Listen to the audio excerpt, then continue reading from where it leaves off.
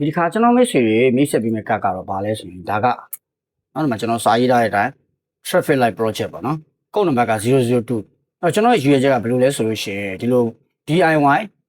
project ကတ်ကလေးတွေကျွန်တော်အများကြီးထုတ်ပြီးတော့ဝါသနာရှင်တွေနဲ့ကျောင်းသားတွေနဲ့လေ့လာနေတဲ့လူတွေအတွက်ကျွန်တော်ကကိုယ်ပိုင်တိဆောက်လို့ရအောင်ဒါထုတ်လုပ်နေတာပါပထမ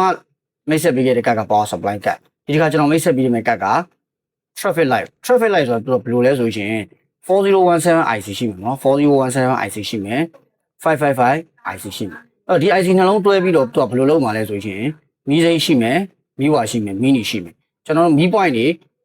မီးလင်းတို့လိုပုံစံမျိုးဖန်တီးပြတာပေါ့နော်အဲ့တော့ဒီရဲ့4017 IC ကနေပြီးတော့ထွက်လာတဲ့ signal သုံးတော့မီးစိမ်းကကြာလင်းမယ်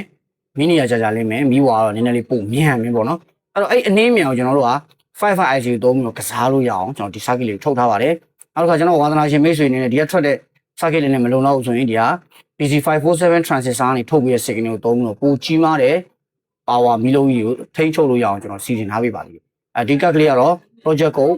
002ဖြစ်ပါတယ်001ကတော့ပထမထုတ်ပြီးမိတ်ဆက်ပေးခဲ့တဲ့ power supply ကတ်ပါနောက်ထပ်ဒီလိုကတ်တွေအများကြီးကျွန်တော်တဖြည်းဖြည်းချင်းနဲ့မိတ်ဆက်ပေးသွားပါမယ်အားလုံးစုံလာပြီဆိုလို့ရှိရင်တော့ကျွန်တော်ဈေးကွက်တွေကိုဖြန့်ချီမှာပါဈေးသက်သာစေရမယ်ဝါသနာရှင်များလေ့လာလို့ရမယ်ပညာရေးတိုးဝပါစေလို့ဆုမွန်ကောင်းတောင်းပေးပါလို့ခင်ဗျာ